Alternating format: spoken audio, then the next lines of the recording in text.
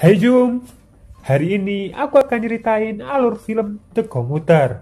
The Commuter kisah tentang seorang sales asuransi bernama Michael yang sedang melakukan perjalanan rutinnya naik kereta. Di tengah perjalanan, seorang wanita misterius datang dan minta Michael buat ungkap identitas penumpang tersembunyi di dalam kereta sebelum pemberhentian terakhir. Nah, secara garis besar, itulah ceritanya.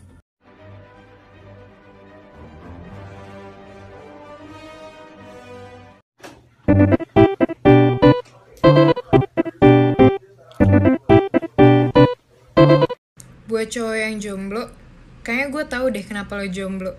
Ya iyalah lo jomblo, jodohnya aja di sini.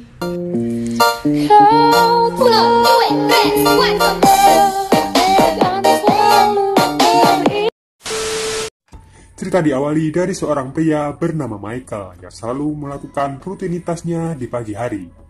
Bangun, bersih-bersih, sarapan, lalu diantar istrinya ke stasiun. Itu semua rutinitas yang dia lakukan selama 10 tahun terakhir. Di kereta, Michael ini sudah kenal beberapa penumpang yang sering naik kereta tersebut. Sampai mereka saling akrab satu sama lain. Scene beralih ke kantor asuransi tempat Michael bekerja.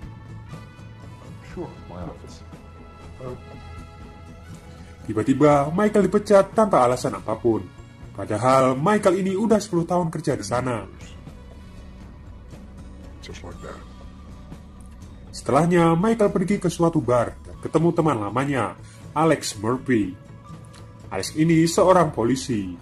Dan dari cerita Alex ini, kita jadi tahu kalau Michael dulunya juga seorang polisi tapi sudah pensiun.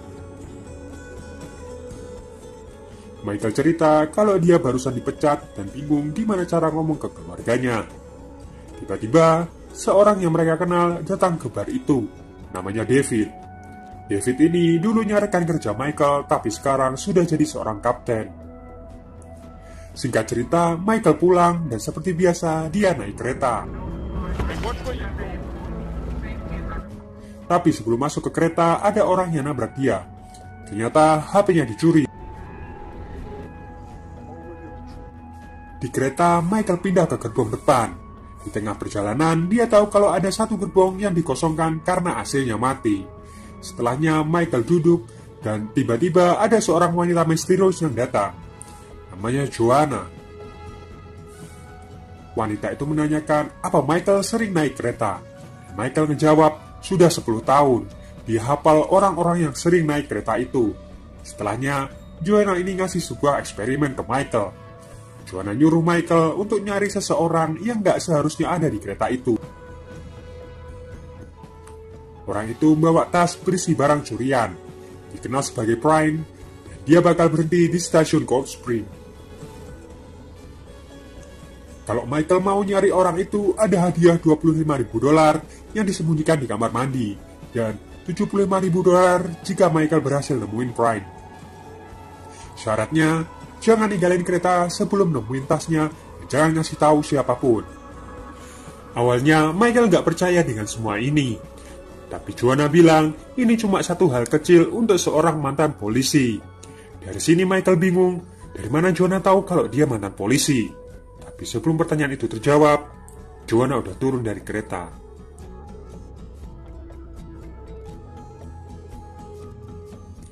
Michael pun mulai nyari tahu kebenarannya. Dan benar, dia nemuin uang $25.000 di kamar mandi. Setelahnya, dia mulai nyari petunjuk ke masinis.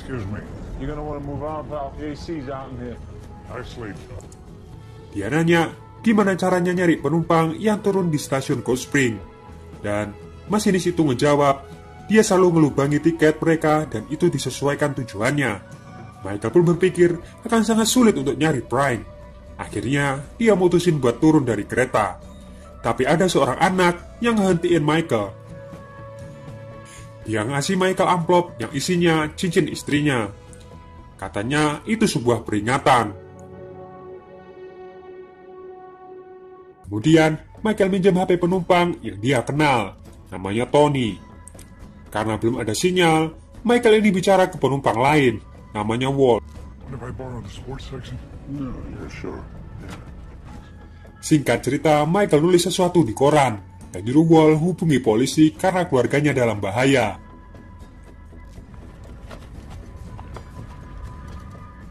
Kemudian Michael menghubungi istrinya tapi nggak bisa.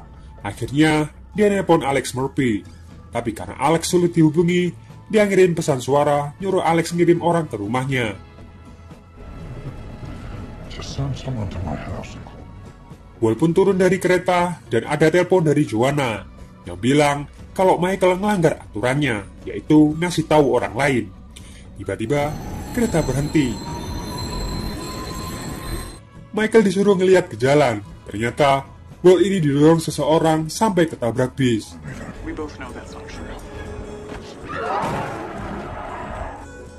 Dan kalau Michael ngelakuin kesalahan lagi, keluarganya yang bakal jadi korban.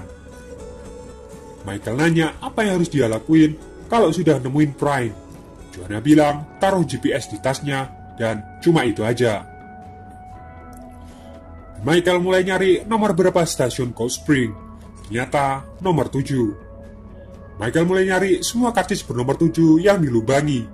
Satu demi satu orang-orang dia tandai.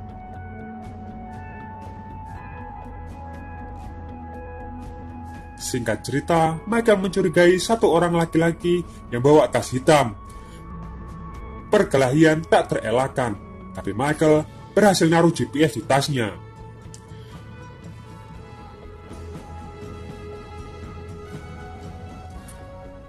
Dan ada seseorang yang bantu Michael berdiri. Ingat baik-baik orang ini.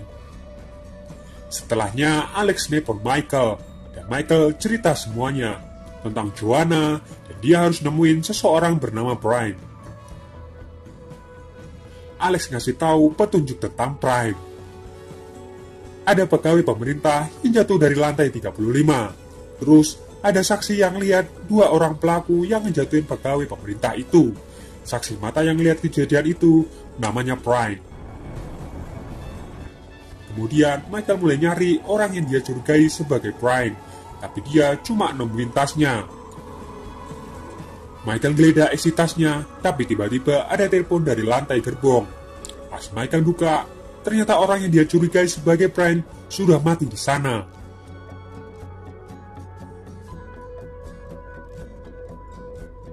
Michael ini nemuin lencana FBI. Terus Michael ngejawab telepon itu. Ternyata dari Joanna. Joanna bilang kalau Michael salah orang.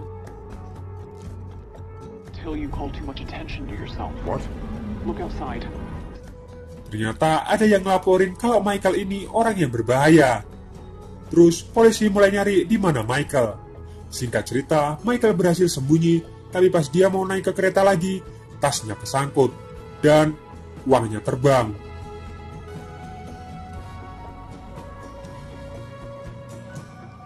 Akhirnya Michael punya ide untuk merusak AC di beberapa gerbong. Jadi semua penumpang yang tersisa bakal jadi satu gerbong.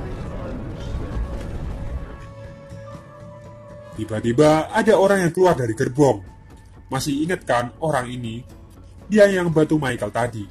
Dan Michael nyuruh buka isi tasnya. Ketika dibuka, isinya cuma gitar. Michael mulai ngambil sebuah kapak. Biasanya kapak ini yang digunain untuk mecahin kaca kalau ada situasi darurat. Oke, kembali ke cerita. Michael ini tahu kalau pria itu bukan Prime, tapi salah satu anak buah Joanna. Dia juga yang ngebunuh agen FBI. Dari mana Michael tahu? Pas Michael melihat gitar, dia tahu kalau gitar itu untuk orang kidal. Sementara pas dia nolong Michael tadi, pakai tangan kanan. Pergelutan pun terjadi. Singkat cerita, Michael berhasil buang orang tersebut keluar kereta dan nemuin siapa itu Prime. Tiba-tiba ruang masinis meledak yang membuat kereta nggak terkendali. Michael punya ide untuk pindahin semua penumpang ke gerbong belakang terus mutus gerbongnya.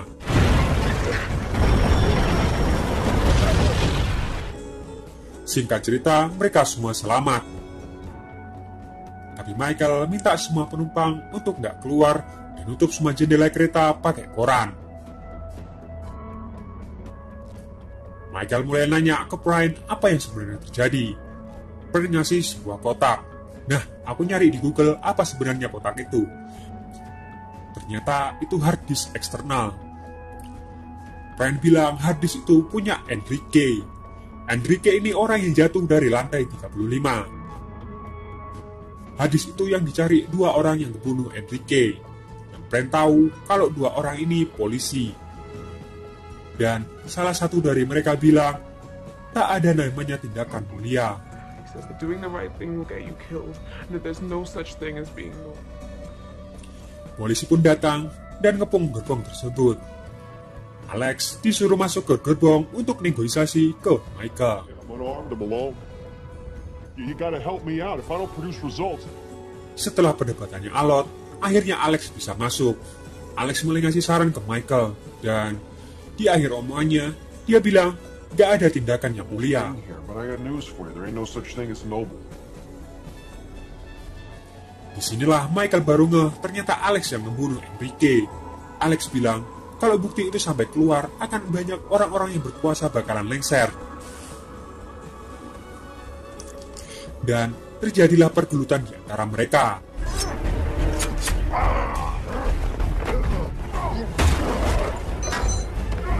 Singkat cerita, Michael pun kalah. Tapi dia berhasil ngambil penanda di tubuh Alex yang ngebuat menembak Jitu malah nembak Alex. Mereka pun akhirnya selamat.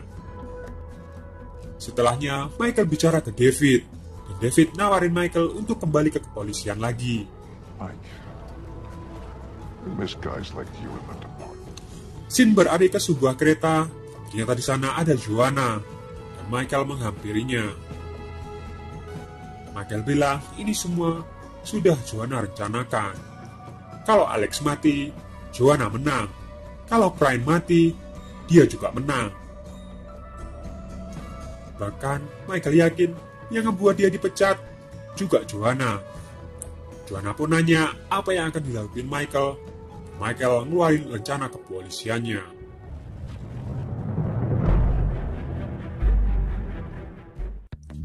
Film pun berakhir. Aku cuma nyeritain garis besar ceritanya dan detail-detail kecil supaya paham ending filmnya. Jadi nggak semua detail, plot bisa aku ceritain di video ini. Kalau kalian penasaran tentang filmnya, silakan ditonton fullnya. Terima kasih yang udah nonton sampai akhir.